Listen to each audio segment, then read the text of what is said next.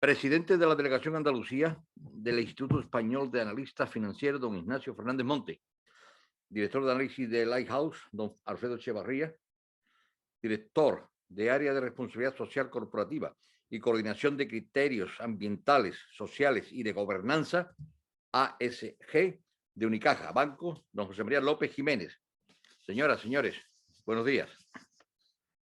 Quisiera darles la bienvenida a este encuentro virtual que el Instituto de Estudios de Analistas Financieros organiza desde nuestra sede y al que quiero mostrar mi gratitud por seguir depositando su confianza en nuestra institución. Estos encuentros solíamos celebrarlo en torno a un almuerzo de trabajo y hoy los retomamos de manera virtual para cumplir con todas las medidas de seguridad sanitaria, esperando poder volver pronto al modelo anterior. Quiero trasladarles también nuestra disposición a continuar desarrollando acciones conjuntas que redunden en un mejor conocimiento de la realidad económica y financiera nacional e internacional y en todo lo que pueda ayudar a generar un foco de opinión con la participación de prestigiosos economistas y expertos en mercados. Hoy se dan cita en esta mesa de debate analistas que les detallarán las razones por las que los objetivos ambientales, sociales y de gobierno corporativo, ESG, son de gran interés para cualquier empresa. Con ellos les dejo, no sin antes transmitirle mi agradecimiento por su participación en este interesante encuentro, así como a todos los que nos siguen a través de sus pantallas por su atención. Muchas gracias. Cedo la palabra a don Ignacio Fernández Monte, presidente de la Delegación Andalucía del Instituto de Estudios de Analistas Financieros. Gracias y buenas tardes. Gracias, Paco. Siempre es un placer volver a esta casa que sentimos como nuestra. Siempre nos acoges de una forma maravillosa y además también es un placer en retomar por fin la normalidad, aunque todavía tengamos que utilizar las mascarillas por medidas de seguridad e higiene, porque el último evento que promovimos juntos, si no recuerdo mal, fue la conferencia almuerzo, coloquio sobre la decisión de cotizar, que aconteció, fíjate, en un lejano enero del 2020. Unas palabras antes de dar entrada a la conferencia. Fijaos, durante la pandemia, la Delegación Andaluza del Instituto Español de Analistas Financieros ha permanecido muy activa. Me gustaría poneros dos ejemplos muy singulares. En pleno confinamiento elaboramos el informe COVID, donde formulamos recomendaciones tanto a las empresas como a las administraciones públicas, destacando para Andalucía el problema del tamaño de las compañías en relación al reto de la digitalización y de la transición energética. Y además, en segundo lugar, muy destacable, Paco, enriquecimos nuestra junta directiva con incorporaciones de enorme calidad con directivos de finanzas de compañías como Atlantic Copper, Airtech Solutions, Cosentino, Montero y Aramburu, Garrigues, Renta 4 Banco, Jalsosa de Granada y Unicaja Banco. Son profesionales de Huelva, Almería, Granada, Málaga y Sevilla. Otro de los objetivos de nuestra institución sin ánimo de lucro tiene que ver con los mercados financieros. Como muchos de vosotros sabéis, uno de los efectos perniciosos de la regulación MiFID II, pero no pretendidos, al procurar la transparencia en la separación del brokeraje y del análisis de valores, ha sido la orfandad de seguimiento y análisis de muchísimas compañías cotizadas en nuestro mercado de valores, con la consecuente caída de su liquidez y su mayor coste de capital. El Instituto Español de Analistas Financieros promovió el servicio de análisis fundamental para empresas huérfanas, que nosotros denominamos Lighthouse, Faro en castellano, que dirige excepcionalmente mi amigo y colega Alfredo Echevarría Otegui, aquí presente. Ahora, el título de la conferencia, la importancia de los objetivos ESG para la financiación de las empresas, cotizadas o no, grandes y pequeñas, de cualquier sector, es una extensión de este trabajo riguroso de análisis fundamental, pero que consideramos necesario e indispensable para la implantación de los criterios ESG de las empresas. Entre otras cosas porque la regulación del sistema financiero europeo e internacional así nos lo va a exigir. Nuestros participantes de excepción serán Alfredo Echevarría Otegui y José María López Jiménez. Alfredo Echevarría Otegui, que participa en primer lugar, nació en Bilbao en 1965, es licenciado en Ciencias Empresariales y en Derecho por ICADE E3. Ha desarrollado casi toda su carrera profesional como analista fundamental de renta variable. Benito y Monjardín, Argentaria y BBVA han sido tres de las entidades en las que ha contribuido. En BBVA trabajó 20 años y fue responsable del equipo de Small Caps y dirigió ese equipo durante 10 años. Desde el año 2018 es director de análisis de Lighthouse, la compañía de análisis a la que me refería al principio, puesta en marcha por el Instituto con el apoyo de bolsas y mercados españoles. Adelante, Alfredo. Muchas gracias, Ignacio, y muchas gracias a la presidencia de la Cámara de Comercio que nos acoge hoy. O sea que más contentos y más satisfechos no podemos estar de poder hablar hoy aquí en Sevilla. Y vamos al grano. Como han dicho mis predecesores, de lo que se trata hoy es de hablar de ESG, de un término cada vez más de moda, y yo creo que de alguna manera, pese a cada vez más de moda, un poco todavía desconocido. El título intenta ser un poco enfático, provocador, en el sentido de llamar la atención sobre la importancia del asunto que vamos a tratar hoy. El tema de ser vital o esencial, yo creo que en este caso no es baladí. Vamos a hablar de algo que, como iremos viendo a lo largo de la presentación, es extraordinariamente relevante. Y el subtítulo intenta llevar la atención a un segmento del mercado, que es el de las compañías medianas y pequeñas, para el cual está pensada especialmente la presentación, no exclusivamente, porque en el fondo su contenido es un contenido técnico que puede interesar a cualquier compañía, pero a mí me interesa especialmente dirigir hoy el contenido de la presentación y poner el foco en las compañías de pequeña y mediana capitalización, de pequeño y mediano tamaño, cotizan o no las compañías más pequeñas. Y vamos a ello. La presentación intenta ser, como suele decirse el palabra, omnicomprensiva, es decir, intentar coger toda la materia que trata, desde su inicio, es decir, por qué hablamos hoy de ESG, hasta, digamos, el final de la presentación, que es por qué eso debe interesar a las compañías y por qué deben preocuparse por ello. Pero intenta empezar desde el principio, aunque yo creo que es ágil.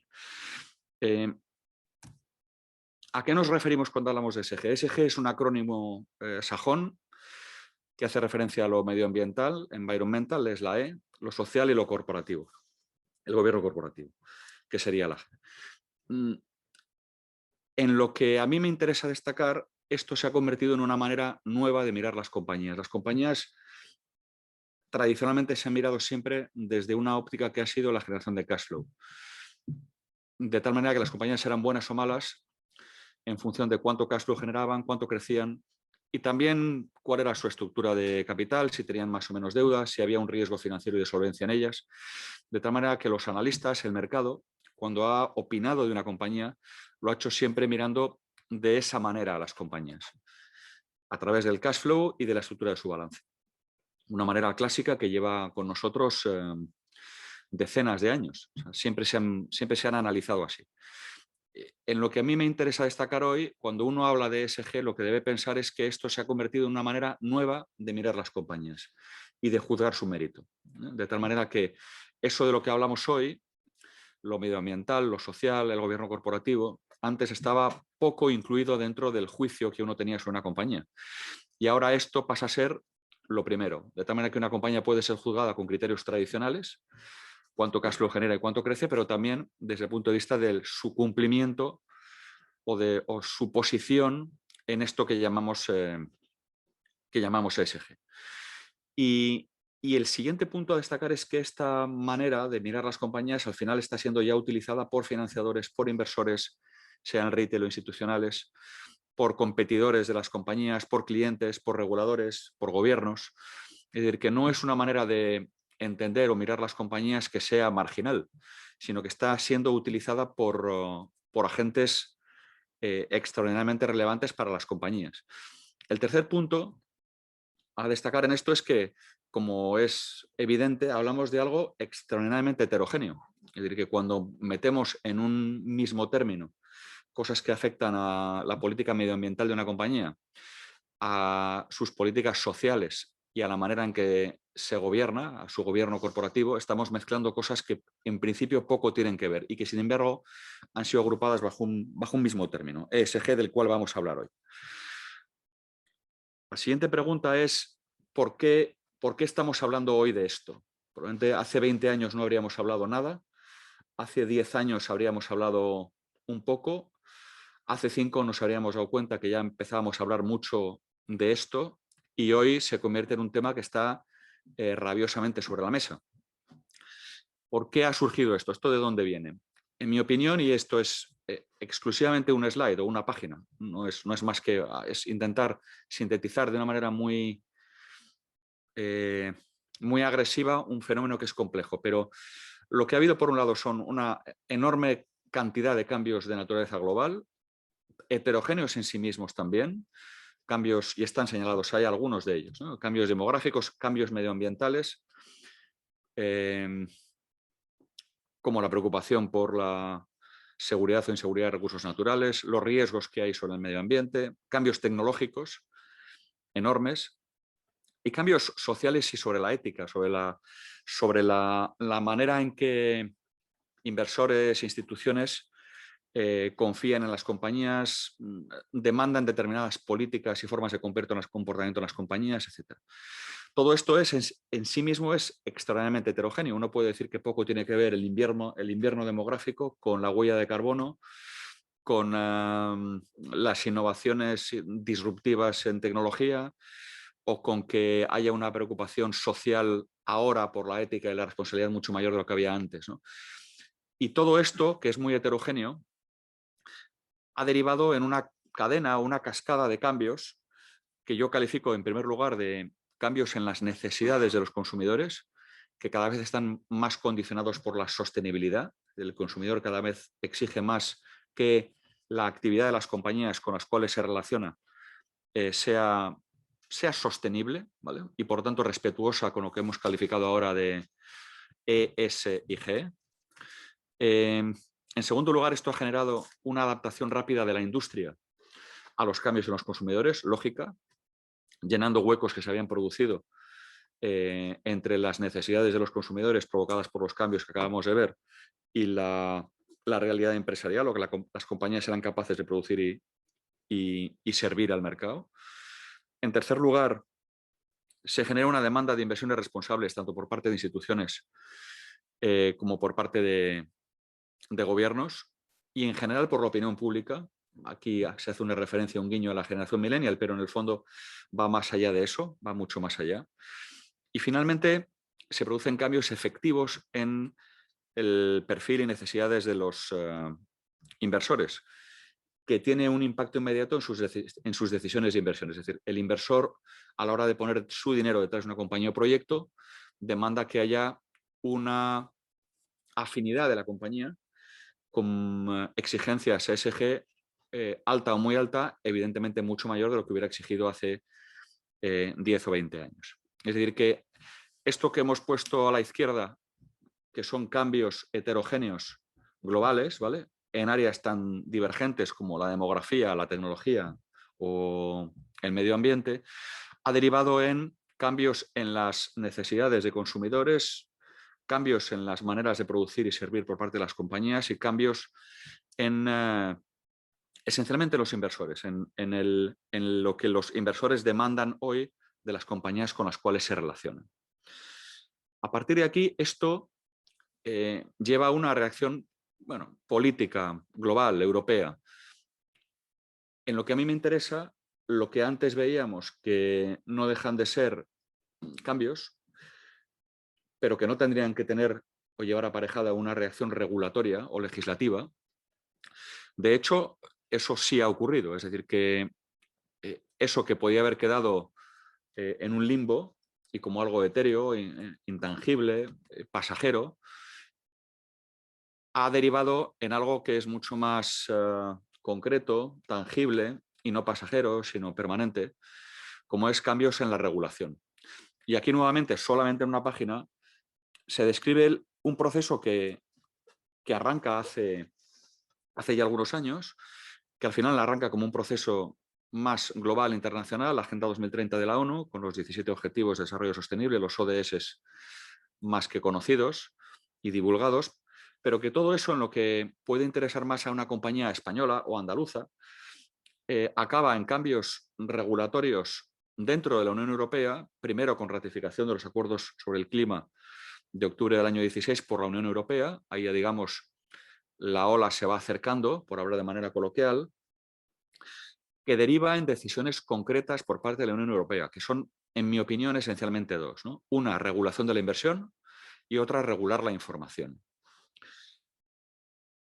En la regulación de la inversión se describe ahí, hay un plan de acción en finanzas sostenibles, hay 10 medidas concretas de las cuales 3 ya están en vigor. Las 3 en vigor son la llamada taxonomía, el estándar de bonos verdes y los índices de referencia en bajo carbono.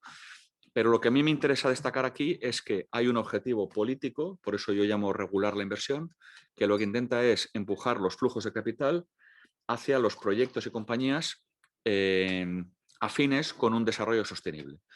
Por tanto, si vemos, hemos pasado de, como se dice coloquialmente, de las musas al teatro, es decir, que hemos pasado de algo que podían haber tenido un efecto operativo a algo que ha tenido un efecto rabiosamente operativo, como que es que ya hay una regulación que intenta dirigir los flujos de capital en una determinada dirección. Es decir, que las compañías esto ya debe preocuparles y ahora veremos esto exactamente cómo se concreta. De las 3 medidas que ya están en vigor, la taxonomía, los bonos verdes y los índices de bajo carbono, a mí me interesa especialmente la taxonomía, a la cual haré referencia ahora, porque afecta directamente o va a afectar directamente a las compañías. Y lo segundo que ha pretendido, que ha buscado la Unión Europea, es regular la información. Es decir, regular la manera en que las compañías se relacionan con el mercado en términos de información. Sabemos que hasta ahora la manera en que una compañía se relacionaba en términos de información con el mercado, información estandarizada, regulada, exigida, son los estados financieros, por todos conocidos, que han podido tener variaciones y las han tenido, que están sometidos a una estandarización brutal, enorme, ¿vale? Y que ha sido la manera en que las compañías han comunicado al mercado esencialmente su capacidad de generación de cash flow, a lo que hacía referencia antes. La fortaleza financiera o debilidad de una compañía, su capacidad de generar una cuenta de resultados más o menos sana, todo eso es visible en los estados financieros convencionales. Como ahora la preocupación es otra, no sustitutiva de la anterior, complementaria, pero otra, ESG, ¿vale? O este tipo de asuntos, también hay una preocupación por regular la información, por regular la información que las compañías prestan al mercado. Y por tanto hay una directiva del Parlamento Europeo sobre divulgación de información no financiera y sobre diversidad, que ha derivado, muy interesante también, en una ya traspuesta esta norma europea a la legislación doméstica, a la legislación española, ha derivado en una ley de información no financiera en España, de octubre del 18. Al final, si el primer objetivo, como veíamos antes, era empujar los flujos de capital en una determinada dirección, el segundo es estandarizar la información, de tal manera que las compañías se vean obligadas a facilitar información sobre su sostenibilidad y que el mercado a partir de esa información puede tomar decisiones. Por lo tanto, en una presentación que no es muy larga, simplemente en las 3 primeras páginas o slides hemos visto que ya hemos pasado de cosas que parecían lejanas a compañías españolas de mayor o menor tamaño a cosas tan concretas como regulación que les afecta. Y ahora vamos a ver rápidamente 2 de estas cosas. Por un lado, la ley de información no financiera, o sea, eso qué es y sobre todo en qué afecta, y en segundo lugar, la taxonomía. Estados de información no financieros. ¿A quién afecta esto? Afecta a compañías con al menos 250 empleados. Lo interesante aquí es que hasta 2020 eran a compañías que tuvieran más de 500 empleados. En mi opinión, esto, que es algo que se puede tomar como anecdótico o puntual, indica una tendencia, y es que la legislación, en mi opinión, nuevamente, progresivamente irá afectando cada vez a más compañías. Y que, por tanto, la intención del regulador es que aquello que inicialmente se podía percibir como algo que afectaba solamente a compañías muy grandes, cotizadas, líquidas, todo eso ha ido progresivamente avanzando hasta ya afectar a compañías en las cuales se marca una raya de más de 250 empleados y que hayan tenido al menos 20 millones de euros de activos en los últimos 2 años o al menos 40 millones de euros de cifra de negocio en los últimos 2 años. Lo interesante para mí no es tanto el límite, que existe obviamente y que eso implica que ahora, en un mundo que en esto puede considerarse binario, me afecta o no me afecta, la tendencia probablemente sea que esto acabe afectando a todo el mundo, no solamente a aquellos que ahora mismo aparecen en la foto del regulador, sino que acabe afectando a todos.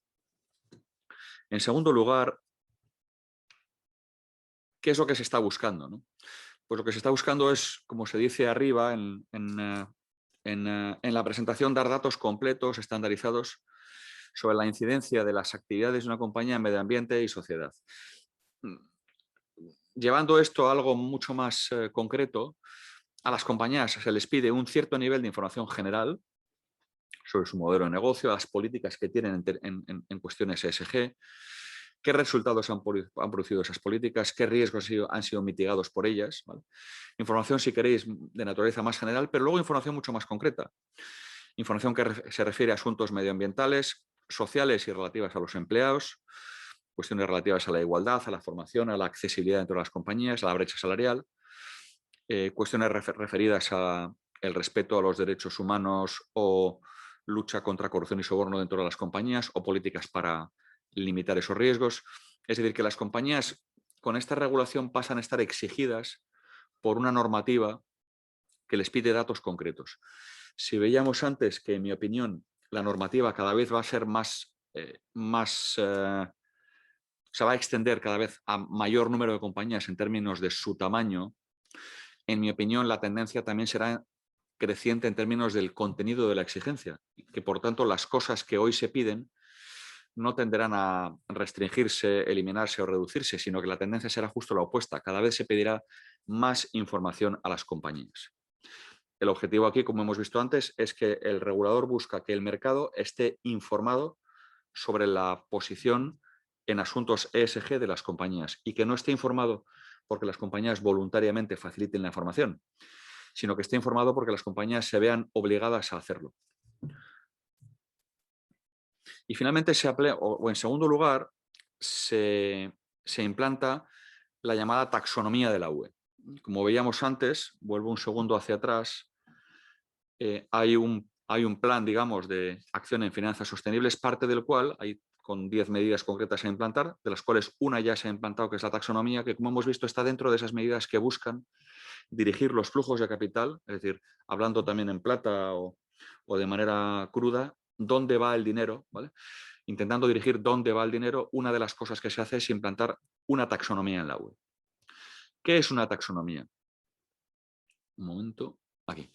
Una taxonomía, el término no pertenece al mundo financiero. Una taxonomía la asociamos habitualmente a cuestiones más referidas a la biología, a la botánica, ¿no? Porque es una manera de clasificar. Cuando uno intenta clasificar un mundo heterogéneo, lo que hace es establecer una taxonomía, que es una manera de denominar dentro de un colectivo heterogéneo diferentes subgrupos, ¿no? Compañías, bueno, en el caso de la biología,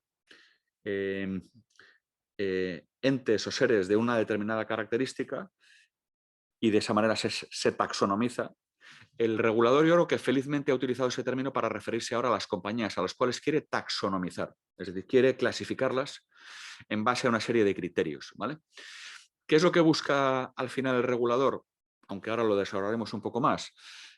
Lo que busca es que se puedan identificar de la manera más objetiva posible las compañías sostenibles. Por tanto, ¿qué es la taxonomía? Una serie de criterios y pautas facilitados por el regulador para medir el grado de sostenibilidad de las compañías. Lo que va a permitir unificar sistemas de reporte, va a facilitar comparaciones y va a permitir, de alguna manera, medir si una compañía es, entre comillas, verde o no, es decir, cómo de medioambientalmente afín es la compañía, en qué grado lo es. Por tanto, la taxonomía, ¿qué es esto? Criterios que permiten medir el grado de cumplimiento de las compañías, sobre todo con los criterios medioambientales establecidos por la UE y que al final permite cuantificar si una compañía es verde o no, cómo lo es y cómo compara con otras. El regulador lo que busca es que se acelere el cumplimiento de los llamados 6 objetivos ambientales de la UE, de los cuales al día de hoy solamente hay 2 que estén en vigor. Uno es la mitigación del cambio climático y la segunda es la adaptación al cambio climático. Por lo tanto, lo que está buscando el regulador es objetivos concretos de naturaleza medioambiental, permitir que el inversor, esencialmente el inversor, pueda decidir qué compañías realmente están contribuyendo al cumplimiento de esos objetivos de la UE y cuáles están contribuyendo en menor grado. ¿A quién aplica? A las mismas compañías que los estados de información no financieros. Por lo tanto, hoy a compañías de más de 250 empleados que tengan o hayan tenido los últimos 2 años al menos 20 millones de euros de activos o hayan tenido 40 millones de euros de ingresos en esos mismos 2 últimos años. Interesante también son los plazos, porque alguien podría pensar que esta es una regulación todavía lejana en el tiempo o pendiente de aprobación o que no afecta todavía. Y sin embargo, en lo que respecta a los 2 primeros objetivos, mitigación y adaptación al cambio climático, la normativa es exigible desde 1 de enero del 2022 en base a la información de las compañías del año 2021. Es decir, que referido a lo que ocurre ya este año y a partir de 1 de enero del año 22, las compañías ya tendrán que informar respecto a si sus actividades afectan o no a los 2 primeros objetivos ambientales de la UE, a los que me he referido antes. Interesante también es que los otros 4 objetivos estarán en vigor y serán exigibles desde 1 de enero del 23, es decir, a partir de la información de las compañías del ejercicio fiscal 2022.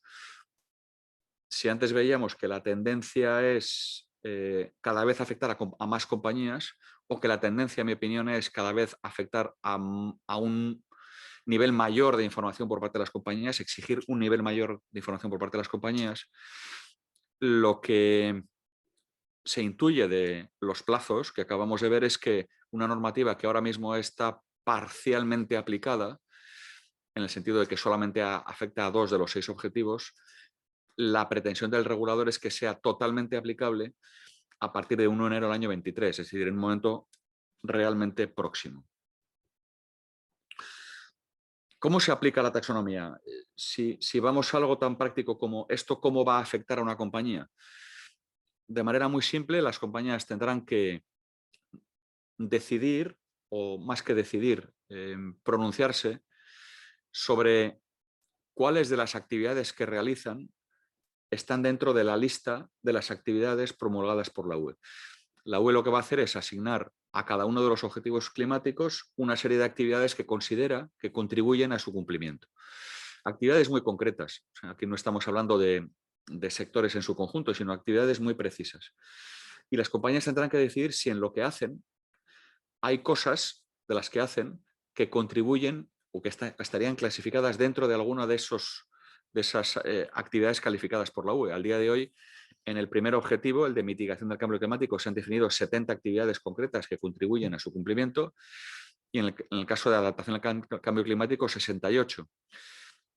Lo que a mí me interesa destacar es que al final esto lleva a que la compañía, que puede estar organizada mercantilmente o societariamente de una determinada manera, esta pregunta que se formula aquí pasa por encima de eso. O sea, no se está preguntando a la compañía que diga cada una de las sociedades que constituyen su grupo consolidado cuánto ingresa, qué costes tiene, sino que se está preguntando dentro del grupo consolidado, de manera transversal y agregada, cuántas de estas actividades están presentes en la compañía, con independencia de que estén en una sociedad u otra.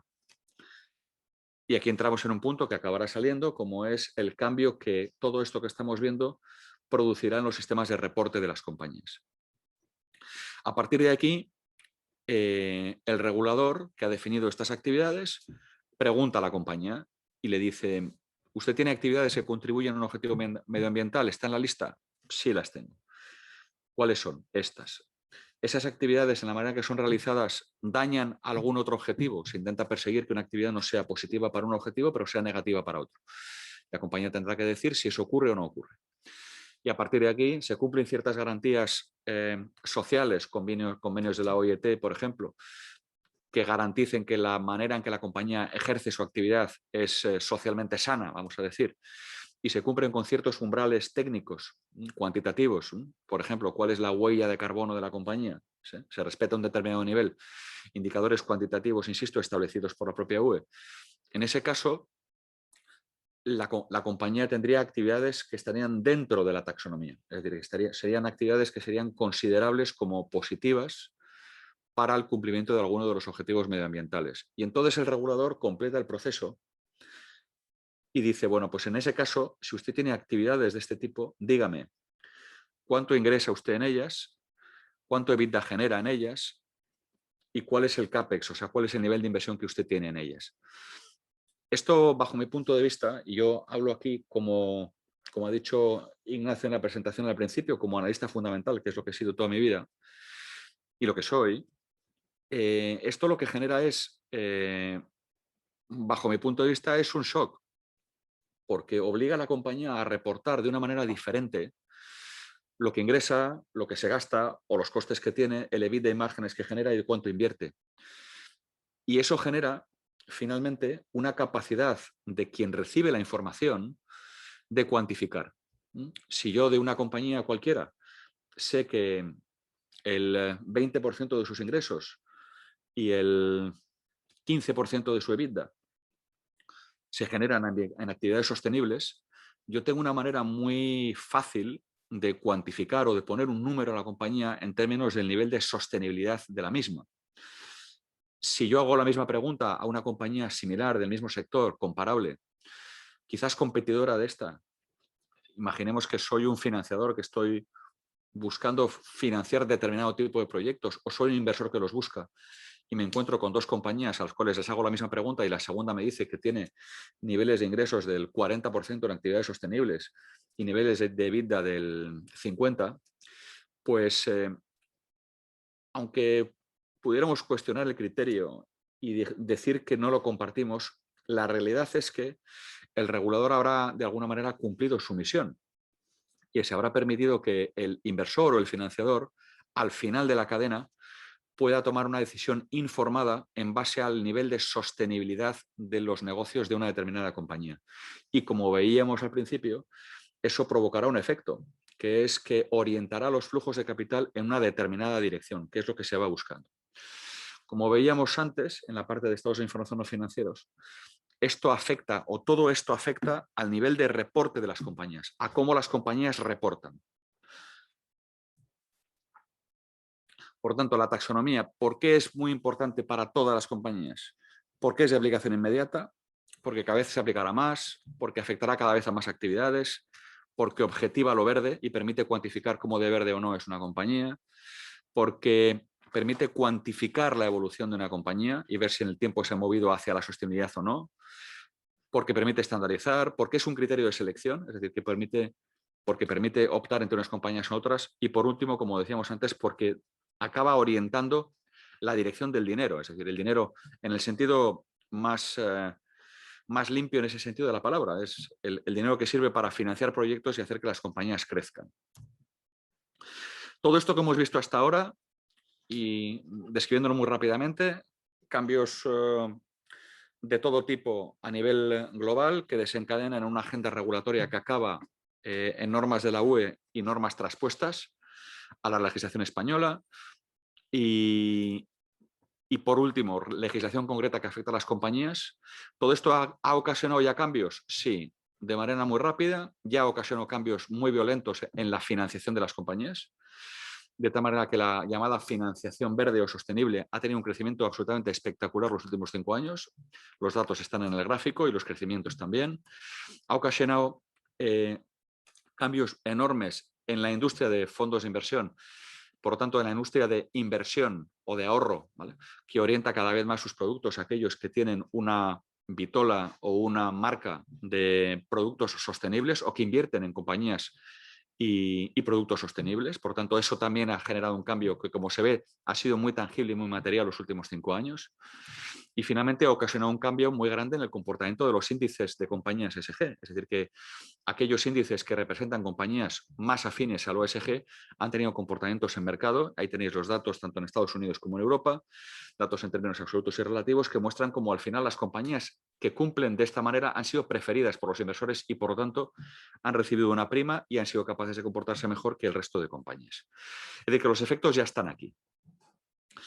Y además, en mi opinión, vuelvo a mi óptica como analista fundamental, la manera en que los analistas tradicionalmente han visto las compañías, ¿no?, y cómo las han analizado, ahí está descrito el proceso de manera muy simple, ¿no?, recolectando información de las compañías, procesándola, elaborando modelos y proyecciones financieras y valorando las mismas, descuentos de flujos, múltiplos. Esa manera de mirar las compañías, yo creo que ya se está viendo afectada también en la parte de análisis fundamental por el cumplimiento o no de las compañías y criterios ESG, de tal manera que yo creo que en la parte más referida a la valoración, de alguna manera los analistas ya se van viendo cada vez más obligados a introducir el input ESG a la hora de valorar una compañía o a la hora de ver si le conceden una prima o un descuento respecto a sus peers. Todo lo que hemos visto hasta ahora, y pongo aquí, digamos, un término nuevamente coloquial, que es la guinda, ¿no?, del ESG, es que esto de lo que estamos hablando ahora, que es importante, está muy poco estandarizado. Es decir, hay un nivel de estandarización muy bajo todavía, porque es un mundo nuevo y, por lo tanto, en la manera de reportar las compañías, en la manera en que las compañías son calificadas por terceros, en la manera en que las compañías son integradas en índices ESG, el nivel de estandarización o de uniformidad es muy bajo. Hay una infinidad de sistemas de reporting, ahí están descritos algunos, y hay mucho benchmark. Es decir, que lo que una compañía se encuentra cuando se acerca a este mundo es que, a diferencia del mundo financiero clásico, donde el nivel de estandarización es bestial, es enorme, y donde una compañía sabe que si genera o no cash flow es algo que está perfectamente delimitado, porque hay una serie de parámetros que lo establecen, y hay una serie de reglas a cumplir que delimitan términos como el cash flow, el EBITDA o los márgenes de una compañía o su endeudamiento. En el caso de, a la hora de calificar o de calificar si una compañía tiene un buen o mal cumplimiento de criterios ESG, la estandarización es muy baja, ¿vale? Por lo tanto, lo que una compañía se encuentra ahora cuando se acerca a este mundo es que, y especialmente las compañías pequeñas, es que por un lado se enfrenta a un mundo de una complejidad enorme, muy grande, como hemos visto hasta ahora, ¿vale? Y por otro lado, se enfrenta a un asunto que es de una enorme importancia. Es decir, es algo que es dicotómico. Podría ser algo complejo y difícil, pero poco importante, y sin embargo no lo es. En el lado de la complejidad, y simplemente por desgranar algunas de las cosas que las compañías se enfrentan, especialmente, muy especialmente las pequeñas, ¿vale? Hablamos de algo que no, el ESG, que no se mide con datos financieros, por lo tanto, y en muchos casos no se mide con datos cuantitativos, sino que tiene una medición subjetiva, donde no hay estandarización en la valoración, como hemos visto, y donde hay cierta subjetividad en la valoración, mucho más de la que existe en la valoración fundamental. No existen benchmarks o índices de referencia. Hay un riesgo reputacional importante que las compañías tienen que enfrentar, por lo tanto, esto no es banal para las compañías. La regulación es compleja y cambiante. Este es un punto capital. La regulación, de la cual hemos visto un poquito hoy, es compleja en sí misma y sobre todo es cambiante a una gran velocidad, y eso a las compañías les genera probablemente inseguridad y desconcierto. Hay un reporting que no tiene nada que ver con el financiero. Se exige un gran desglose desde el punto de vista de información. Veíamos ahora o antes la exigencia que la taxonomía plantea de desglosar ingresos y costes por actividades taxonomizables, que es algo que en sí mismo es muy agresivo para las compañías más pequeñas porque implica cambiar sistemas de reporting y por tanto implica inversión. Es decir, que es algo que tiene una complejidad muy grande. Pero como pongo aquí, también es muy importante. ¿Y por qué es muy importante? Primero, porque ya condiciona la financiación bancaria y, por tanto, la financiación bancaria a compañías ya toma en cuenta su grado de cumplimiento de criterios ESG. Es decir, eso es algo que ya una compañía debe saber que le afecta. Con independencia de que tenga más o menos de 250 empleados, es algo que el que le financia tendrá que mirar y mirará seguro. y afectará a su capacidad de obtener financiación y a su precio.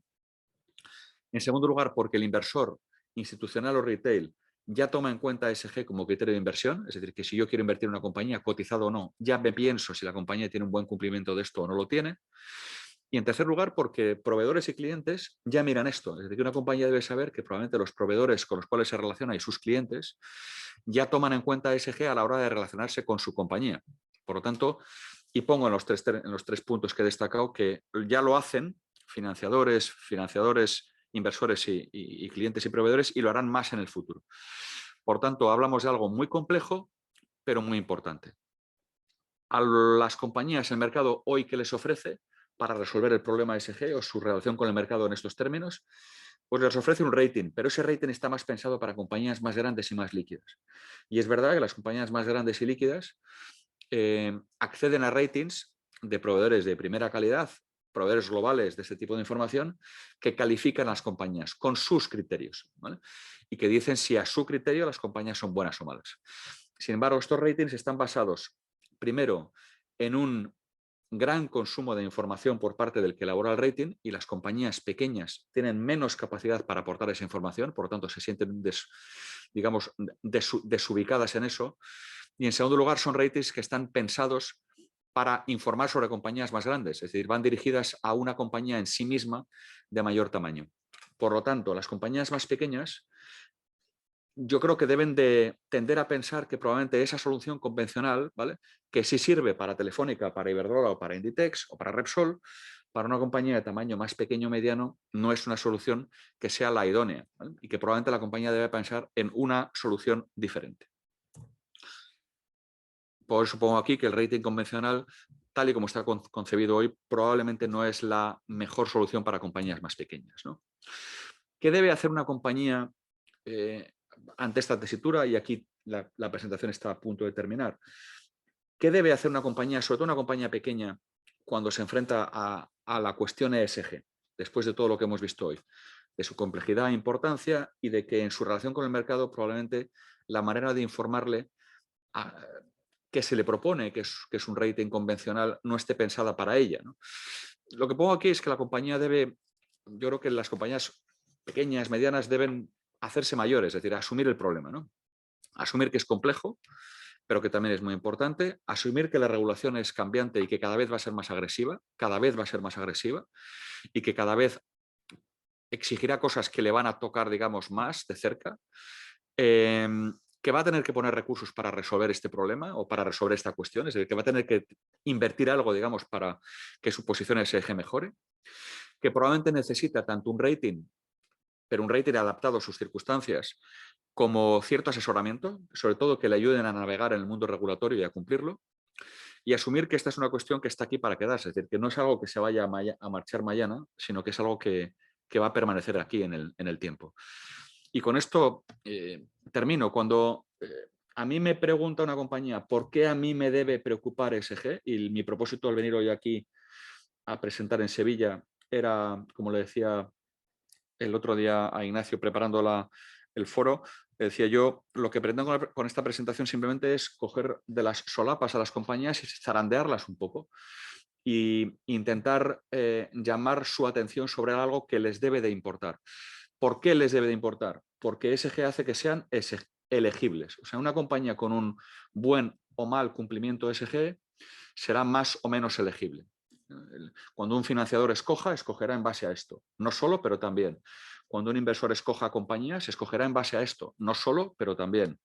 Cuando los clientes y proveedores de una compañía escojan con quién se quieren relacionar como clientes y proveedores, también tomarán esto en cuenta y elegirán. Por lo tanto, ESG se ha convertido en un criterio, no el único, pero desde luego un criterio muy fuerte de elegibilidad de las compañías. Y con esto doy por concluida la presentación. A tu visión como analista fundamental, que es también la visión de los mercados, queremos complementarlo con el testimonio de una entidad financiera andaluza que es a la vez empresa, no nos olvidemos, también contrata proveedores, elige clientes y accede a los mercados financieros, pero que es un actor destacado en la cadena de financiación de vuestras empresas. hay una referencia muy importante que yo creo que no debemos olvidar en este foro y con esta audiencia, y es la importancia de las empresas familiares en Andalucía. Por eso quiero agradecer especialmente a José María López Jiménez, que es una de nuestras extraordinarias incorporaciones del año pasado en la Junta Directiva Andaluza.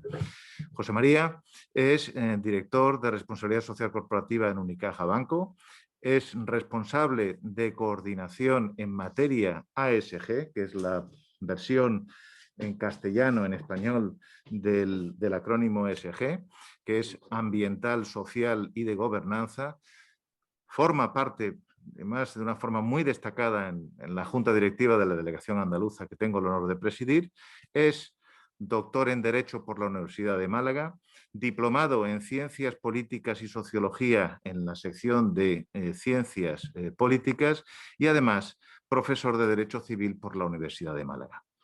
Así que, José María, te paso la palabra para darnos ese testimonio desde Unicaja Banco que con tanto orgullo desempeñas.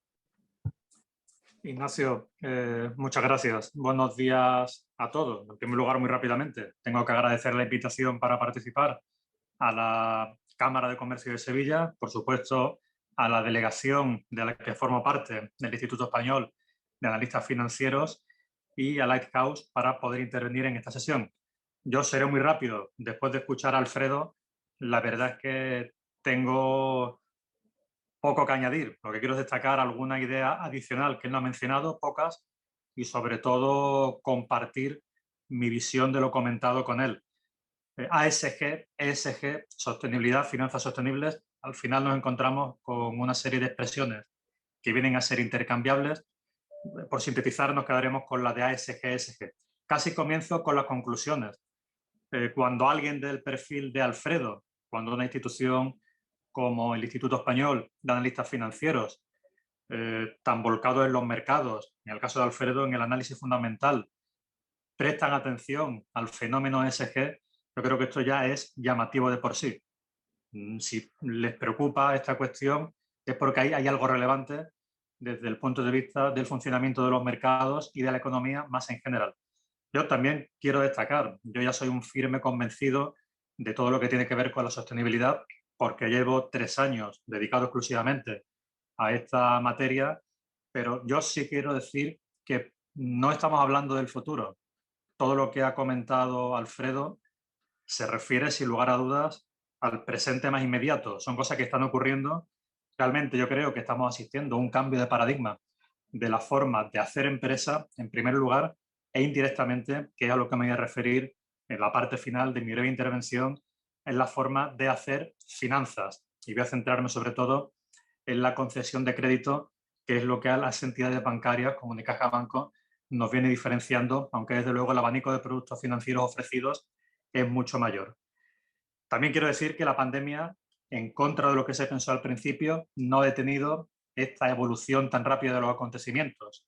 Al contrario, la sostenibilidad todavía más se ha acelerado. Si disponíamos de regulación, el caldo de cultivo me parece que lo tenemos servido incluso con el plan de recuperación de la Comisión Europea posterior, ahora parece que sí, a la pandemia, que sobre todo, como sabemos, va orientado para la distribución de esos 750.000 millones de euros a las finanzas sostenibles o a la sostenibilidad por una parte y a la transformación digital por otra, con lo cual creo que ahí también el sector empresarial tiene un buen acicate para aproximarse y para llevar este nuevo paradigma de la sostenibilidad a su terreno.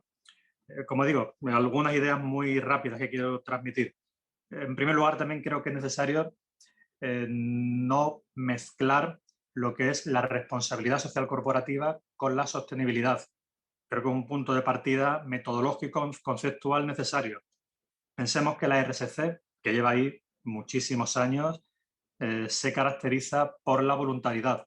Cuando hablamos del enfoque ASG, de la sostenibilidad, ahí ya vemos como un elemento de obligatoriedad cada vez es más perceptible y por lo tanto aquí ya no cabe un enfoque de aproximación o de adhesión voluntaria a la vocación social de la empresa, que también es evidente, sino que estamos hablando de algo más. El elemento regulatorio es indiscutible. Aquí comparto plenamente lo comentado por Alfredo. Un cambio regulatorio clave se produjo en el año 2018, cuando España adaptó la modificación de la Directiva de Información No Financiera del año 2014. Desde entonces no estamos viendo más que una evolución muy rápida, que él transmitía como opinión personal. Yo también transmito esta idea como opinión personal mía, pero creo que está muy arraigada en lo que estamos viendo.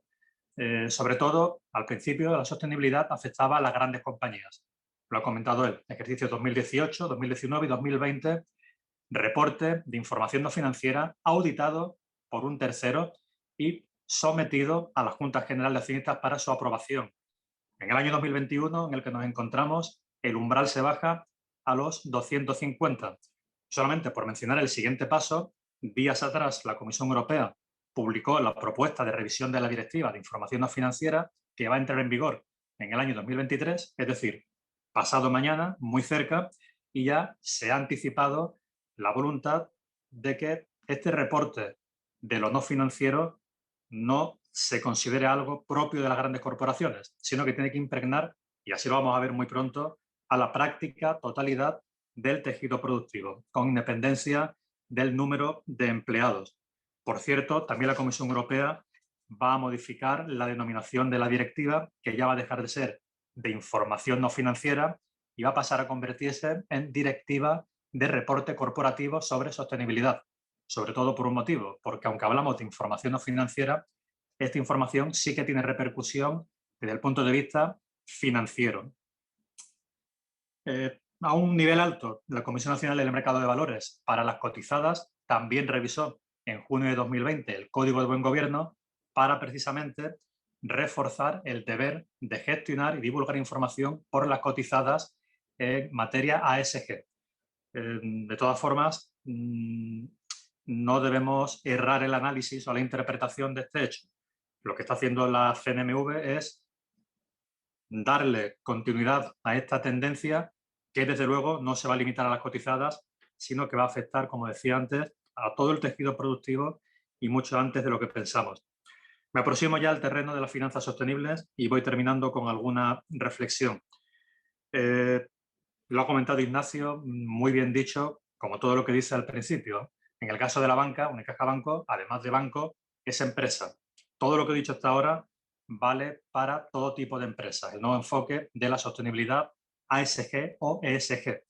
Cuando hablamos del sector financiero, ahí nos adentramos en otro terreno, que es el de las finanzas sostenibles. Es decir, en una nueva forma de hacer banca en la que la banca va a tener en cuenta estos nuevos factores ambientales, sociales y de gobernanza. Por ser muy sintético, la presión proveniente de los supervisores bancarios va en aumento. Banco Central Europeo, Banco de España, ambas instituciones han publicado sendas comunicaciones en las que tratan ya de reflejar cuál es su expectativa supervisora desde el punto de vista de la gestión de los riesgos climáticos y ambientales por parte del sector bancario. Por supuesto, también la regulación. Me quedo simplemente con el reglamento de taxonomía, que también se mencionó por Alfredo hace un momento, con lo cual no voy a incidir ahí. Sí puedo decir que se trata de una tarea ciertamente compleja, la de adaptar todo lo que viene desde el punto de vista regulatorio, pero el sector está de lleno trabajando en ello. Sigamos, como decía, la financiación sostenible, hipotecas verdes, préstamos verdes. Ahí lo que va a destacar es la finalidad de ese préstamo personal, de ese préstamo hipotecario vinculado con la transición energética o la mejora del impacto ambiental. Ojo, no de las entidades, sino de sus clientes. Y aquí es donde está el elemento diferencial. Por supuesto, las entidades están elaborando metodologías internas para, en el análisis de la financiación que conceden, incluir todos estos elementos. Evidentemente, como hasta ahora, las entidades bancarias van a preguntar al cliente por la finalidad de la operación, van a evaluar su solvencia, sus fuentes de ingresos, la aportación de garantías, pero también, y esto lo vamos a ver ya, lo estamos viendo ya, las entidades cada vez más van a preguntar por cuestiones un tanto extrañas que tienen que ver con su gestión de los aspectos ambientales, sociales y de gobernanza. Por citar un ejemplo también muy rápido, la guía del BCE que he mencionado hace un momento sobre riesgos climáticos y ambientales, que es de noviembre del año 2020, pero ya desde 2021 va a ser incluida en el diálogo supervisor del Banco Central Europeo con las entidades bancarias significativas, se incluye una expectativa del Banco Central Europeo que expresamente tiene por objeto interesarse por cuál es la gestión del riesgo de crédito por parte de las entidades bancarias, vinculándolo con los riesgos relacionados con el clima y los medioambientales. De modo que, como digo, no se extrañen si en alguna de las próximas visitas a la entidad bancaria, de algún momento, el analista de riesgos comienza además a preguntar por lo que tiene que ver con por lo financiero, con lo que tiene que ver con lo no financiero. Esto nos lleva al terreno, evidentemente, del coste del crédito. La cuestión no es baladí. Según cuál sea la gestión ASG del solicitante de crédito, el coste del crédito y las condiciones de financiación van a poder ser diferentes de las que pudiéramos denominar estándar. Por poner un ejemplo, el mercado está reflejando cómo cuando se garantiza, se asegura a la entidad financiera que el fin ambiental se logra, esto puede suponer una bajada del tipo de interés para el deudor. Esto ya lo estamos viendo y no solamente en grandes corporaciones, sino también en préstamos al alcance de las familias y de las empresas de menor tamaño. Y esto también nos lleva al terreno del rating ASG. Se ha comentado en la parte final de la anterior intervención. Este rating, por cierto, que está más que consolidado en lo que se refiere a lo no financiero, los ratings de empresas, de emisiones de instrumentos financieros, están muy interiorizados, pero realmente lo que necesitamos van a ser estándares comunes que nos permitan, al hablar este nuevo lenguaje de la sostenibilidad, asegurarnos de que tanto el sector financiero en su conjunto como los clientes están hablando ese mismo idioma.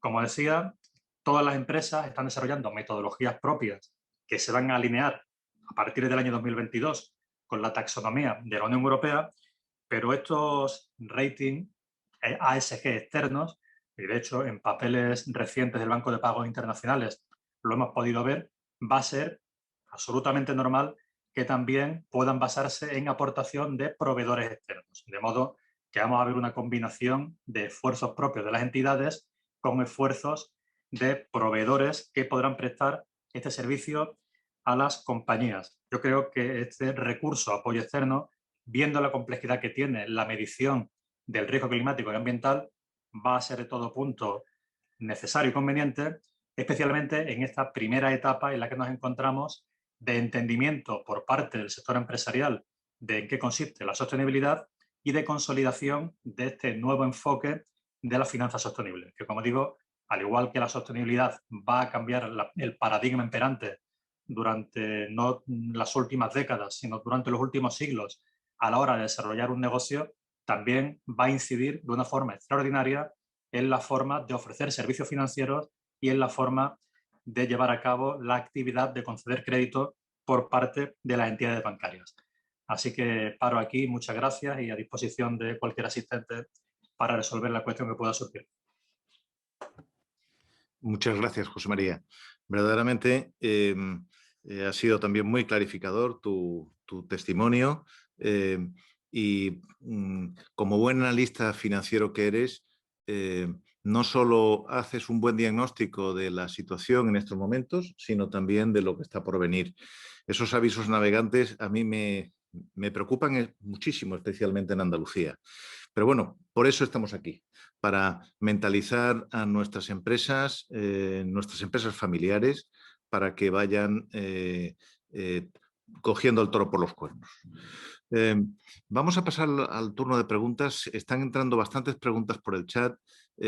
Si os parece, voy a irlas distribuyendo entre José María y Alfredo.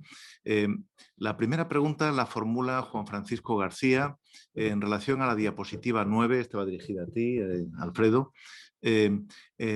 Cuando detallas si son 70 o 68 actividades y hay que desglosar o habría que desglosar los ingresos, gastos, EBITDA y CAPEX de cada una de ellas. Él hace una referencia de un trabajo tremendo, ¿no? Sí, Tienes que darle al... Pues la reflexión que hace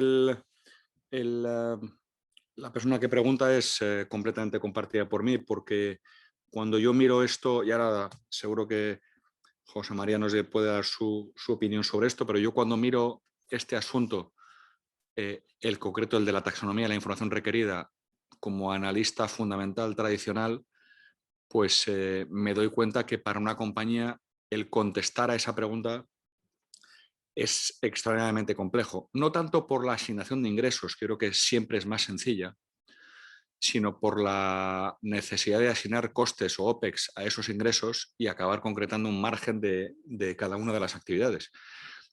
Y también en términos de CAPEX, aunque probablemente en términos de CAPEX las compañías tengan más soltura para contestar, pero para mí el nudo gordiano de este asunto es si las compañías tienen que aterrizar en EBITDAs por actividad y llegar a eso. Y estoy completamente de acuerdo que ese probablemente es un asunto que es de implantación regulatoria fácil, es decir, que es más fácil de exigir regulatoriamente que ser efectivo, es decir, que al final las compañías sean capaces de contestar. Y yo creo que ahí se va a producir, pues al principio probablemente un cierto desencuentro entre lo que la compañía debe hacer y lo que es capaz de hacer, ¿no? Porque es extraordinariamente exigente. Aunque también creo que si uno se pregunta, si desde los zapatos de una compañía se pregunta ¿qué puedo ir haciendo yo en este terreno ESG?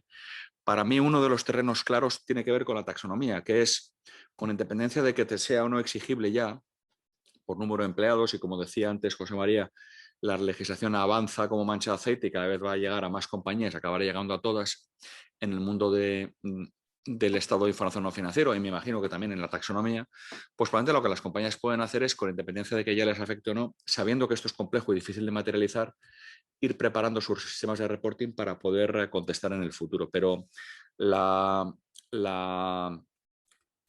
exigencia de dar respuesta a esto, a mí me parece que es, hablando un poco en plata, endiablada. Es muy agresiva y muy exigente para las compañías y les va a exigir inversión.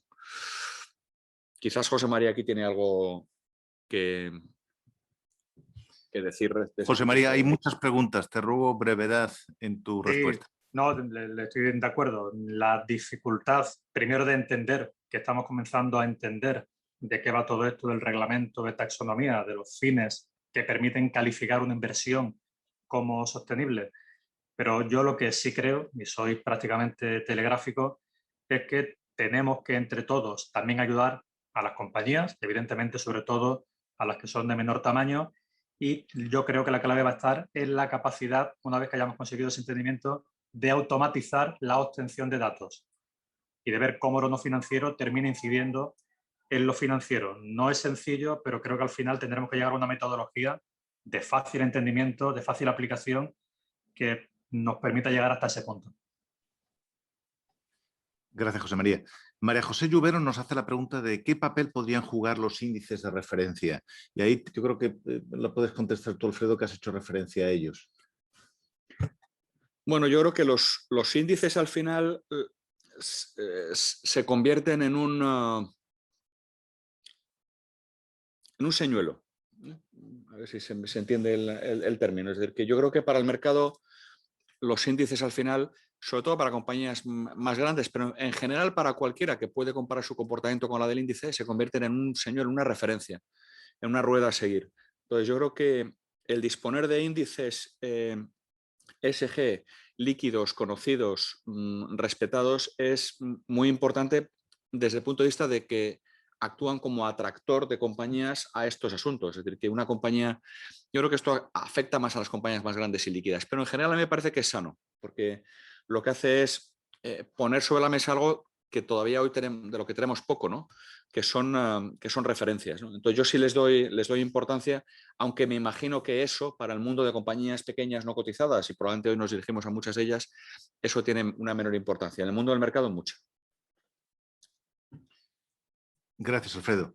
Voy a saltar por una serie de preguntas porque quiero dar entrada a una que me nos formula mi buen amigo Jorge Paradela desde Ámsterdam, y que la dirige a los dos, pero que es interesante. Yo preferiría que la contestara principalmente José María, que sé que tiene una visión muy global de este asunto, por mi relación íntima con él a nivel profesional. Jorge plantea que esto es una amenaza, pero también una magnífica oportunidad para construir reputación y ventaja competitiva. Y por tu proximidad al Consejo de Unicaja, me gustaría que le contestaras respecto a cómo impulsar el ESG. ¿Cómo estás viviendo tú el impulso del ESG desde el Consejo de Administración, desde el equipo directivo? ¿Y cómo lo estás viendo, aparte de las enormes fuentes académicas a las que accedes en tu estudio y desarrollo profesional? A ver, también procurando acotar la respuesta para aprovechar y poder ver otras preguntas. Está claro, la reputación, sobre todo en la etapa actual, hasta que se normalice todo lo que tiene que ver con la asunción natural de lo que es la sostenibilidad, la reputación está ahí.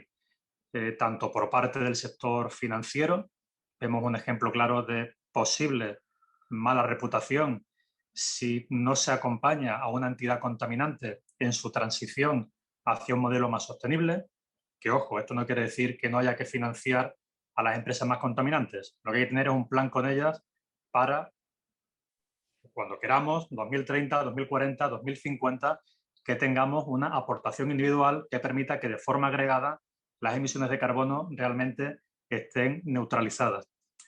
De modo que por parte del sector financiero el impacto de la reputación es evidente, pero también por parte de aquellas empresas de mayor tamaño, de menor tamaño, que no den el paso adelante, ojo, paso adelante que tienen que dar primero, porque hay un mandato claro de las autoridades públicas. Yo creo que esto es lo primero. Al sector financiero no le corresponde marcar el paso. El paso se marca desde la instancia pertinente, Estados, Unión Europea, Naciones Unidas, donde queramos, pero tienen que ser autoridades públicas y con la suficiente legitimidad democrática. A partir de ahí ya vendrá el papel del sector financiero para servir como palanca de cambio. Y, por lo tanto, quien no se sume a esta ola, primero, por presión del sector financiero, de las autoridades, pero, ojo, también por parte de la clientela. Creo que hasta ahora de la clientela estamos hablando muy poco, pero en general también los clientes van a ser cada vez más exigentes en este punto. En cuanto al papel de los consejos de administración, hablo en general, yo creo que todas las grandes corporaciones, todas las entidades del sector financiero, estamos bastante alineadas, no están más avanzadas que otras, pero el mandato es claro y la intención de avanzar también lo es. Va a ser clave que desde los consejos de administración se entienda y se asuma todo lo que tiene que ver con la sostenibilidad. El mandato se va a dar de ahí, va a caer, va a permear en el resto de la organización. La regulación es un buen punto para ejercer esa presión. También la supervisión, como dije anteriormente, no solamente por parte del supervisor bancario, también el supervisor de mercado, la Comisión Nacional del Mercado de Valores, la ESMA, está siendo muy insistente. Y la reforma a la que me referí hace un momento del Código de Buen Gobierno de las sociedades cotizadas por la CNMV en 2020 también va alineada en ese sentido. Se da mayor importancia a la gestión por el Consejo y por sus comisiones y se plantea ya la necesidad de que los consejos cuenten con consejeros especializados en información no financiera y en riesgos no financieros, lo que nos lleva directamente al terreno que estamos comentando de la sostenibilidad. Gracias, José María. Hay una pregunta que nos formula María Domínguez y que va dirigida directísimamente a Alfredo Echevarría. La voy a leer exactamente porque es muy concreta. ¿Qué coste tiene para las empresas esta divulgación de datos? ¿Es un coste importante? Entiendo que se refiere, o sea, el coste no es el coste reputacional de no hacerlo, sino el coste de preparar la información. Yo creo que, vamos a ver, si se llega a donde mencionaba antes José María, que es a un nivel de automatización de la toma de datos, pues probablemente estemos en otro ámbito. Aunque yo entiendo que eso todavía es algo que no ha ocurrido. Es decir, que las compañías hoy tendrían que preparar la información desde cero. Y por tanto, el coste yo creo que sí que es, relevante en términos de horas hombre. Vamos a ponerlo en esos términos. El coste de preparar la información o de disponer la compañía para poder aportar información de ingresos, OPEX, márgenes EBITDA, ventas, CAPEX por actividad taxonómica, yo creo que es alto porque hay que hacerla desde cero. También creo que es un coste que, hablando en términos sajones, sería one-off. O sea, hay que hacerlo, no quiere decir que haya que hacerlo una vez, pero es una preparación que una vez realizada, probablemente la compañía ya hecha esa inversión podrá rentabilizarla durante mucho tiempo porque habrá preparado a la organización para contestar. Pero yo creo que sí que es clave que esto que acabo de decir, que probablemente es una barrera para las compañías, sobre todo para las compañías más pequeñas, que es saber que incluso tendrán que adoptar cambios organizativos para adaptarse a ESG, o ESG en el fondo también ocasiona cambios de este tipo, que es destinar personas y grupos de personas dentro de las entidades, sobre todo en áreas financieras, a dar cumplimiento a estos niveles de información nuevos que antes no eran, o sea, a los que antes no se podía contestar espontáneamente, pues las compañías, si son capaces de asumir la inversión, podrán disfrutarla y, en segundo lugar, si el mercado tiende a una automatización, pues los costes se reducirán. Lo que pasa es que yo creo que la automatización está lejos de llegar. O sea, yo creo que al día de hoy es algo que sí que es costoso, aunque componente one-off, o sea, hacerlo una vez. Nos formula Rafael Cantuoso una pregunta que engarza mucho con la estructura económica de nuestro país y de España y de Andalucía en relación a que, según el Instituto Nacional de Estadística, el 97,5% de las empresas son micropymes.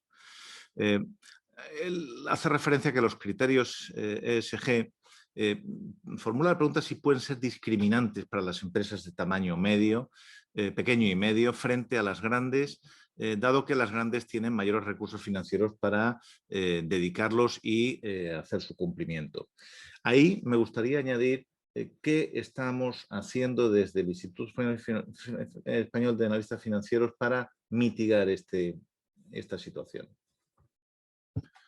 Bueno, contesto la pregunta desde el final de la misma. O sea, ¿qué se está haciendo para mitigar esto? Que evidentemente es un problema. Pues el instituto ha hecho esencialmente o hace esencialmente dos cosas. Una es facilitar formación en términos ESG o en cuestiones ESG a quien quiera recibirla. Y cuando yo pienso en compañías pequeñas que quieren prepararse para esto, lo mejor que yo creo que pueden hacer es formar a las personas que vayan a estar más directamente involucradas en esto, y ahí el instituto puede ayudar muchísimo. El instituto es capaz de formar a las personas de las compañías para recibir titulación CESGA, que es probablemente la certificación en análisis ESG más valiosa. El instituto puede hacerlo y por tanto puede aportar formación que luego las compañías van a disfrutar. Por tanto, la primera respuesta del instituto es formar o ofrecer formación a quien quiera recibir. Y en segundo lugar, lo que hemos hecho ha sido, desde el equipo que yo dirijo, desde Lighthouse, que es un equipo de análisis fundamental que inicialmente estaba dirigido simplemente a dar cobertura de análisis fundamental a compañías cotizadas y pequeñas, que es lo que hacemos todos los días, pues hemos creado una certificación ESG, una certificación solvente y sólida para que cualquier compañía de tamaño pequeño o mediano que quiera obtener un rating o quiera obtener asesoramiento sobre su posición en asuntos ESG, lo que tiene que hacer para mejorar o no, pueda recibir ese servicio. Y lo pueda recibir en unas condiciones primero de solvencia intelectual, si se me admite el término, es decir, que aquello que se le va, el servicio que se le va a prestar y el rating que se le va a ofrecer está diseñado con los más sólidos y conocidos estándares internacionales, y que lo haga en unas condiciones de coste muy, muy razonables. Es decir, que para estas compañías, hablando de algo que les duele mucho, que es el nivel de inversión y el coste, que esto no suponga una barrera, porque siendo algo que es necesario y siendo el instituto una entidad sin ánimo de lucro, que lo que quiere esencialmente es prestar un servicio en algo que le preocupa mucho, y por eso estamos hoy aquí, pues poner sobre la mesa algo que es un rating pensado especialmente para compañías pequeñas y medianas, es decir, pensado para la capacidad de respuesta y de ofrecer información real que tienen las compañías pequeñas y medianas, y con eso las compañías puedan relacionarse con financiadores como Unicaja, por ejemplo, que puedan financiarse con ellos. Hay otra pregunta que va dirigida directamente a José María, por el contexto, y es ¿cómo puede afectar la posición ESG de una compañía para su financiación hoy? Bien, como comentaba anteriormente, a la fecha actual todavía es posible que de ningún modo, pero el Banco Central Europeo ya ha puesto el foco en qué van a hacer las entidades en esta guía a la que me referí del año 2020, de noviembre, de modo que el problema que tenemos es que en que hoy todavía no tenga impacto a que sí vaya a tenerlo en el futuro inmediato, la línea es muy delgada. De un momento a otro vamos a ver cómo en este análisis por parte de las entidades sí que se va a preguntar al solicitante de crédito por su gestión ambiental y climática. No lo he dicho, lo menciono también. Hay otro elemento muy importante para este cambio, con entrada en vigor en junio de 2021, es decir, no está en vigor hoy, pero va a estarlo pasado mañana, que son las directrices de la Autoridad Bancaria Europea sobre originación y supervisión de préstamos. Estas directrices, lo que se está haciendo no es que se innove, ya existían de antes, pero se le ha dado una revisión bastante importante. Y como novedad, por primera vez, la Autoridad Bancaria Europea, el regulador no solamente para la eurozona, sino para los 27 países de la Unión Europea, desde el punto de vista bancario, ya está recomendando al sector bancario que incluya en su análisis a la hora de conceder crédito la actuación ASG de los solicitantes de crédito. Subrayo lo de recomendaciones. El BCE también formula recomendaciones, pero digamos que en esta tendencia hacia el soft law de origen anglosajón que impregna la supervisión y la regulación en el sector financiero, en mi opinión, y no hay más que ver lo que están haciendo las entidades bancarias en la actualidad, más que de recomendaciones, el BCE y la EBA están dando mandatos muy claros. Difícilmente una entidad va a dejar de atender a este tipo de requerimientos y, por tanto, volviendo al principio, en concreto, todavía quizás nada. En financiación sostenible, si es posible, que se pregunte por la finalidad de la operación, algo tan sencillo como la compra de un vehículo impulsado por energías renovables. Esto también sería aplicable a financiación de grandes corporaciones que piden financiación para una finalidad de este tipo. Y en ese caso concreto sí que se va a pedir ya algo, pero todavía no con el nivel de sofisticación que está por llegar, pero que va a llegar, como comenté antes, mucho antes de lo que pensamos en todos los niveles. Y ahora, la misma pregunta, pero a efectos de valoración. A mí me gustaría desdoblarla en dos subpreguntas. Una, en relación a lo que acaba de decir José María respecto a la originación y a la financiación. Sabemos que muchas entidades financieras paquetizan esos préstamos y apelan al mercado para financiar esta actividad. Por ejemplo, las compañías, como menciona José María, las compañías que financian coches, tienen un recurso del mercado. Y después, por otro lado, la valoración de las compañías per se. Alfredo.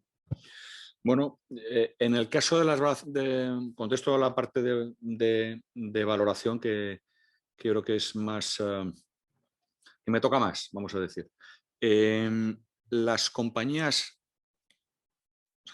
al final, ¿cómo se valoran? Se valoran en función de expectativa de generación de cash flow a largo plazo. Por lo tanto, una compañía, entre dos compañías idénticas, pensemos en dos compañías que tuvieran el mismo tamaño, pertenecieran al mismo sector, operaran en el mismo mercado, fueran realmente idénticas, estuvieran, digamos, financiadas de la misma manera, con la misma componente equity y deuda, fueran iguales, pues el mercado pagaría más teóricamente por aquella que creciera más, ¿no? Eso es lo que nos dice la teoría convencional. Si incorporamos ESG, llegamos a la conclusión de que el mercado probablemente exigiría una rentabilidad inferior para invertir en ella a la compañía que tuviera un cumplimiento de criterios ESG mejor.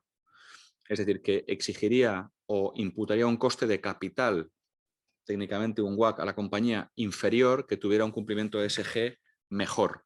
¿Por qué? Pues porque por su afinidad con lo sostenible, si el inversor está dispuesto a bonificar esa compañía, la manera de hacerlo sería demandar de esa inversión una rentabilidad más baja. ¿A dónde voy? ¿Esto afecta a la valoración? Lo decía en la presentación. Yo creo que sí, porque al día de hoy, de alguna manera, el mercado, y los analistas acabarán ahí, pero el mercado ya lo está haciendo, y por eso mostraba yo un gráfico donde se ve que los índices ESG se comportan mejor que los índices convencionales. El mercado acaba aceptando rentabilidades más bajas, por tanto costes de capital más bajos y por tanto valoraciones más altas en compañías con un nivel de cumplimiento ESG mejor que otras. Es decir, que esto sí que afecta a las valoraciones. ¿Cómo está afectando? En mi opinión, a través de la prima de riesgo. Es como se está incorporando hoy. Lo que ocurre es que esto es algo que es gradual. Es decir, si uno pregunta a un analista individual, probablemente le diga que él todavía esto no lo está haciendo. Lo que ocurre es que el mercado sí lo hace y al final tendrá que haber un acercamiento en los métodos de evaluación a una realidad que es impuesta por el mercado, que es que si el mercado bonifica algo, tendremos que ser capaces de incorporarlo. Y ya estamos terminando el acto. Yo lanzaría una pregunta ya cosecha mía, que es ¿qué opinión tenéis sobre el greenwashing? José María, que desgraciadamente es una crítica que se hace al ESG, pero que verdaderamente yo estoy convencido de que tienes argumentos sobrados como Alfredo y como yo para defender que este nuevo enfoque viene para quedarse y que hay que tomárselo muy en serio. Ignacio, gracias por mencionarlo, porque antes al hablar de reputación se me pasó comentar este punto en concreto que es clave. El greenwashing, el social washing, ecopostureo, como dijo hace poco el gobernador del Banco de España, mi opinión personal, yo creo que la opinión de todos los que estamos en este mundo de la sostenibilidad es detestable. Es algo que hay que erradicar completamente. Si decimos que una inversión es sostenible, que una empresa en su gestión es sostenible, por supuesto, cuando divulgamos información, si vamos más allá de lo que realmente estamos haciendo, estamos incurriendo en este lavado verde. Es detestable, en mi opinión, porque realmente lo que estamos haciendo es desnaturalizar algo que es muy serio y de lo que va a depender el futuro más inmediato de nuestras sociedades y del planeta. No solamente en lo ambiental y en lo social. Por eso necesitamos, como está ocurriendo, una directiva de información no financiera, un reglamento de taxonomía, el lenguaje común al que me refería al comienzo, que hasta que no esté completamente asumido y completamente interiorizado por las entidades, esto de la sostenibilidad no va a terminar de funcionar. Ahí yo creo, como decía Alfredo, que los mercados van por delante, los mercados van marcando pauta, sobre todo desde el punto de vista de los grandes inversores, de los inversores institucionales. Me consta, y también lo podemos decir abiertamente, porque todos conocemos este gran interés de los fondos de inversión, de los fondos de pensiones, incluso de los fondos soberanos, por canalizar su inversión hacia realmente empresas e instrumentos financieros sostenibles. Además de esto, los clientes en un nivel más cercano a las pequeñas y medianas compañías, a las empresas familiares que tú mencionabas, también tienen mucho que decir, porque el castigo puede llegar por parte de los inversores que retiren o no hagan llegar su financiación de inversión, pero también por parte de los clientes que directamente en un mercado que se tiene que caracterizar por la competencia cambien de proveedor de un bien o de un servicio, sea financiero o no lo sea. De modo que absolutamente de acuerdo. El objetivo, y creo que estamos bien encaminados, es saber contenerse, decir lo que uno realmente está haciendo desde el punto de vista de la gestión empresarial y cada vez hacer más. Preferiblemente, y es mi opinión también, de forma silenciosa y cuando haya que decir algo relevante, comunicarlo adecuadamente, pero evitando incurrir en este tipo de prácticas. No, y si se me permite, yo creo que es un segundo, complementando la contestación que ha dado José María, yo creo que el greenwashing se ve torpedeado por la taxonomía. Es decir, la taxonomía, digamos, va frontalmente contra esa práctica porque todo lo que sea cuantificar, con independencia de que el criterio de cuantificación siempre puede ser discutible, pero toda esa cuantificación que es costosa, que va a costar implementarla, que a las compañías de tamaño más pequeño y mediano les va a costar más que a las grandes, que llevará un tiempo, pero yo creo que la taxonomía al final va directamente a la línea de flotación de digamos, de la sobreventa de un cumplimiento SG mayor del que una compañía realmente tiene. Gracias, Alfredo.